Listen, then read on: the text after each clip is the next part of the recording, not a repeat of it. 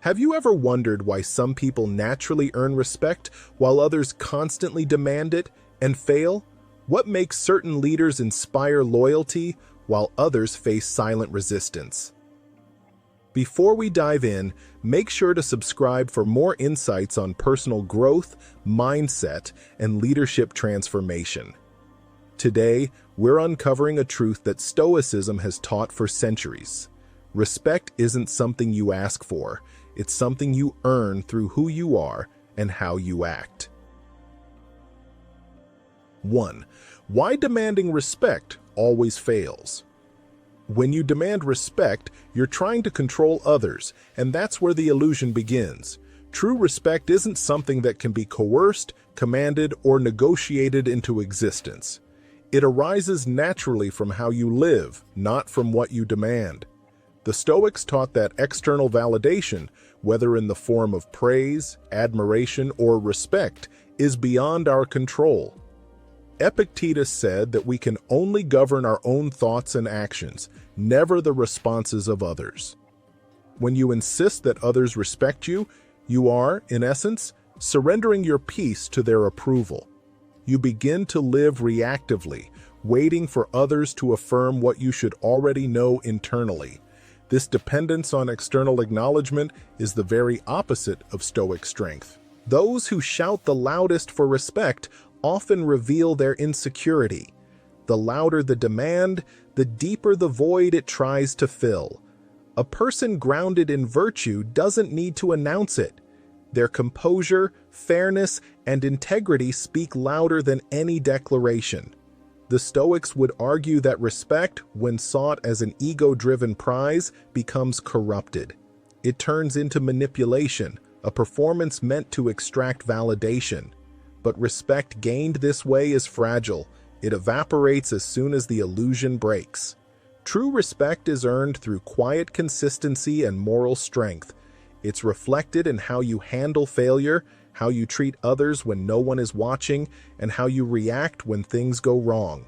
It cannot be bought with titles, power, or fear. The tyrant who demands respect may be feared, but he is never truly honored. Fear creates compliance, not admiration. People may obey out of necessity, but they will never follow willingly. The Stoics believe that respect flows naturally toward those who live by reason, self-discipline, and justice. Marcus Aurelius never demanded reverence from his soldiers. Instead, he lived in such a way that they gave it freely. His strength was quiet, his authority moral rather than coercive. When you act with integrity, people recognize it instinctively. You don't need to force acknowledgement, it happens organically. True power, therefore, lies not in commanding others, but in mastering yourself. When you stop chasing respect and start focusing on virtue, your presence becomes grounded. You no longer need to shout to be heard. Your silence carries authority. Respect, in this sense, becomes a byproduct of your inner stability. The moment you stop seeking control over others and focus on self-control, respect finds you, quietly, naturally, and lastingly. 2. The Stoic principle. Actions speak louder than authority. Marcus Aurelius once said, "Waste no more time arguing about what a good man should be. Be one." This statement captures the entire Stoic philosophy on respect and leadership. Respect is never earned through words, titles, or demands. It's earned through action. The Stoics believed that the most powerful form of persuasion is example. You can tell others what to do, or you can live in a way that makes them want to follow. The difference between the two is the difference between authority and authenticity. To the Stoic mind, character is the true measure of a person's worth. You can command obedience through force, but respect only blooms in the soil of consistency and virtue. When your behavior aligns with your values, people notice. They may not always praise you, but they will trust you. And that trust is far more valuable than empty deference. Stoics like Seneca warned against the vanity of appearing virtuous while neglecting to live virtuously. Words may impress momentarily, but conduct endures. Your actions, therefore, are your philosophy in motion. Every decision, every reaction, every moment of restraint or courage writes your reputation. When you embody calm amidst chaos, people feel it. When you treat others with fairness, even when you could exploit them, your influence deepens. The Stoic way is not to talk about self-mastery. It is to demonstrate it. Authority gained through position fades the moment the title is gone. Authority earned through virtue remains even in silence. In a world obsessed with appearances, the Stoic teaches us to focus on essence. It doesn't matter what you call yourself, how loudly you assert your worth, or how many demand your obedience. What matters is how you live when no one is watching. The Stoic leader doesn't need to declare himself one. His steadiness, empathy, and discipline speak on his behalf.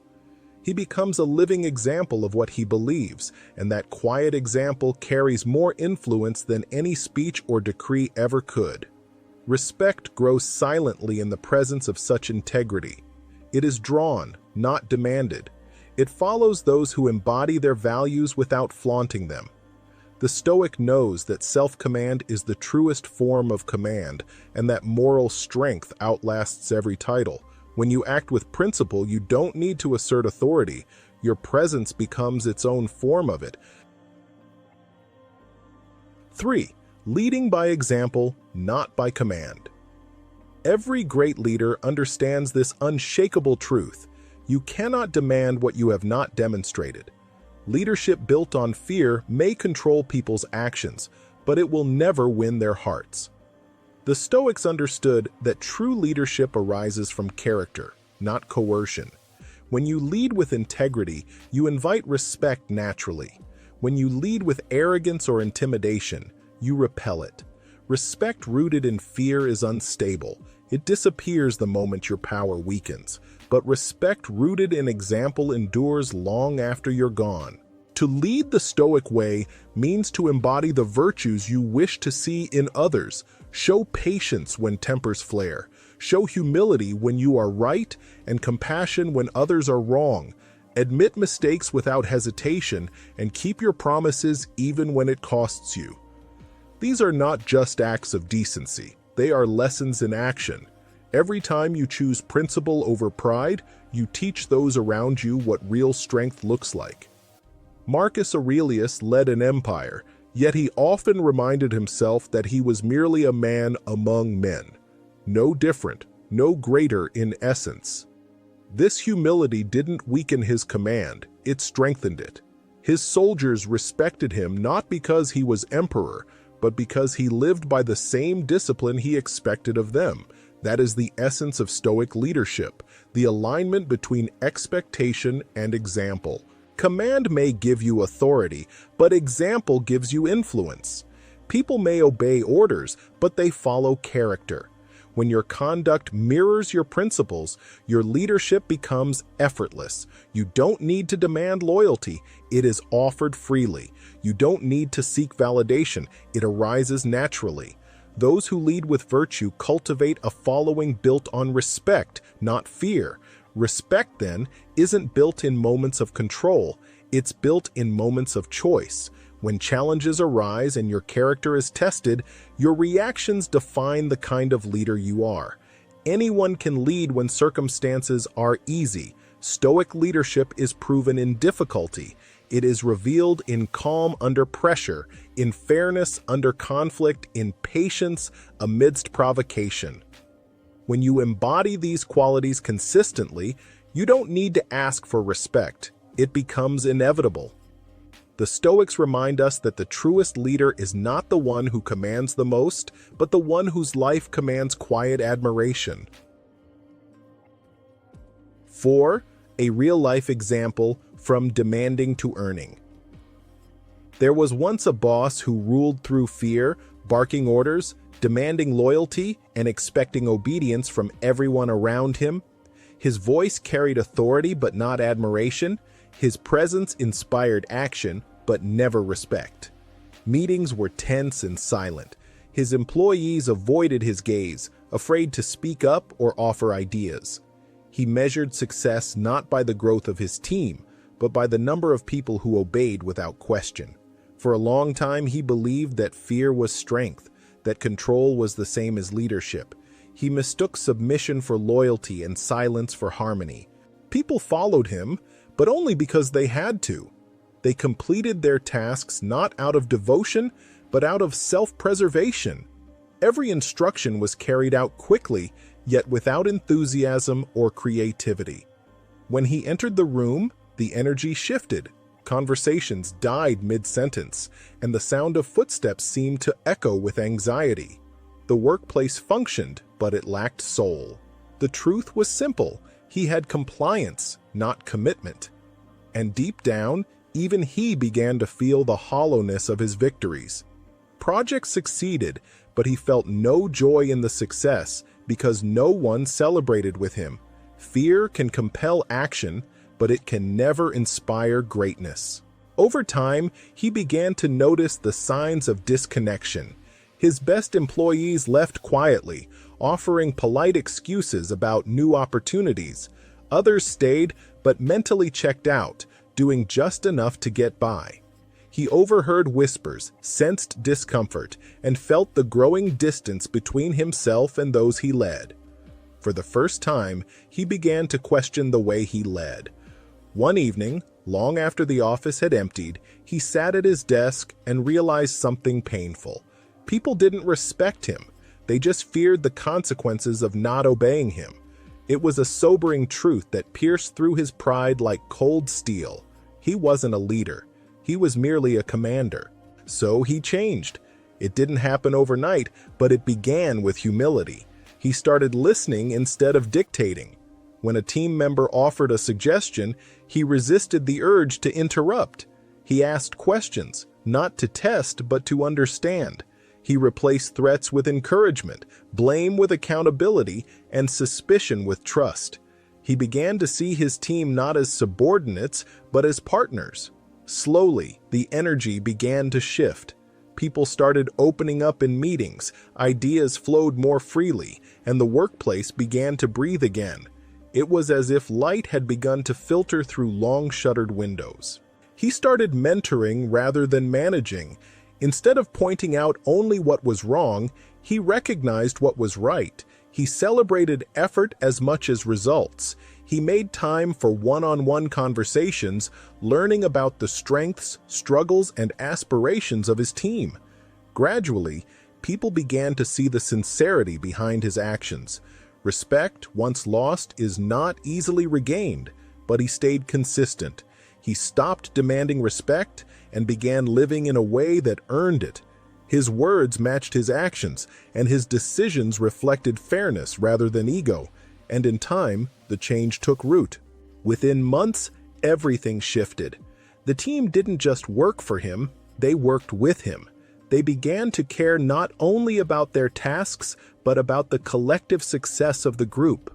There was laughter in the hallways again, open discussions during meetings, and a renewed sense of purpose. The boss, once feared, became a mentor, a guide, and eventually a friend.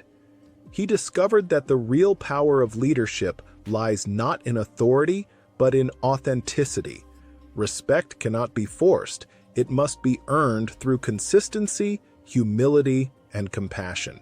That's the quiet power of transformation through action. It's not loud or dramatic. It unfolds gradually, like dawn breaking after a long night. When a leader chooses understanding over domination, respect replaces resentment. When one lives by example, rather than command, people respond not out of fear, but out of admiration. The story of this boss is not extraordinary, it is human. Every one of us has the capacity to change, to shift from demanding to deserving, from commanding to connecting. That is the Stoic way, to transform oneself, not by words or orders, but by steady, deliberate action. 5. The Stoic way to earn lasting respect. To earn respect, master yourself first. Before you can lead others, you must lead your own mind. The Stoics taught that the greatest empire a person can rule is within. Control your emotions, for anger, vanity, and pride are tyrants that destroy respect from the inside out. True composure is not the absence of feeling, it is the discipline to direct feeling wisely. When you are calm in chaos, humble in success, and gracious in failure, others see a strength that cannot be faked. That inner mastery commands respect more powerfully than any title or position ever could. Control your emotions. This is not repression, it is refinement. The Stoic does not deny that anger, frustration, or sadness exist. He simply refuses to let them drive his actions. As Marcus Aurelius wrote, "You have power over your mind, not outside events. Realize this, and you will find strength." When others lose themselves to impulse, you remain anchored. In a world ruled by reaction, composure is rebellion. Those who witness such calm begin to trust it. They respect the person who remains measured when others are swept away by passion. Emotional control is not weakness.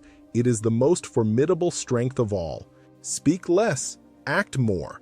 Words are easy, character is rare. The Stoic knows that every word must be backed by integrity. Instead of promising, prove. Instead of boasting, build. Respect grows not from eloquence, but from example. The most admired individuals are not those who talk endlessly about their virtues. They live them quietly. They are steady, dependable, and consistent. As Epictetus said, "Don't explain your philosophy, embody it." When you speak less and act more, your life becomes your argument and people listen without you saying a word. Let your discipline and empathy do the talking. The Stoic understands that strength without compassion becomes cruelty, and compassion without discipline becomes weakness. The balance of the two creates dignity. Discipline shows that you can govern yourself. Empathy shows that you can understand others. Together, they form the foundation of lasting respect. When people see that you can be both firm and kind, unwavering yet understanding, they recognize a moral gravity in you. That gravity cannot be demanded. It must be cultivated through years of thoughtful living. Respect grows from consistency, not control. Anyone can demand obedience for a day. Only the consistent earn loyalty for a lifetime. To be consistent means to align your actions with your values, even when no one is watching. It means to do what is right, not what is easy. Respect fades when people sense inconsistency, when words promise one thing and deeds deliver another. The Stoic path demands that integrity be lived, not displayed. As Seneca wrote, "Be your own spectator, seek your own applause." Those who live this way draw respect naturally, because others trust the stability of their character. From humility, not hierarchy. Stoicism rejects the illusion of superiority. The wise man knows he rules no one but himself. The higher your position, the greater your obligation to serve. Humility is not self-deprecation, it is clarity. It is the awareness that power is temporary and respect is eternal. When you treat everyone, from subordinates to superiors, with the same patience and fairness, you embody the equality that Stoic philosophy upholds. People remember those who made them feel valued, not those who reminded them of their place. And from service, not status. The Stoic leader earns respect by serving others, not by standing above them. Service transforms authority into trust. The one who serves uplifts others, and in doing so, elevates himself. To live the Stoic way is to understand that respect is not granted by a crown or a title. It is the echo of consistent virtue. The more you serve, the more you are respected.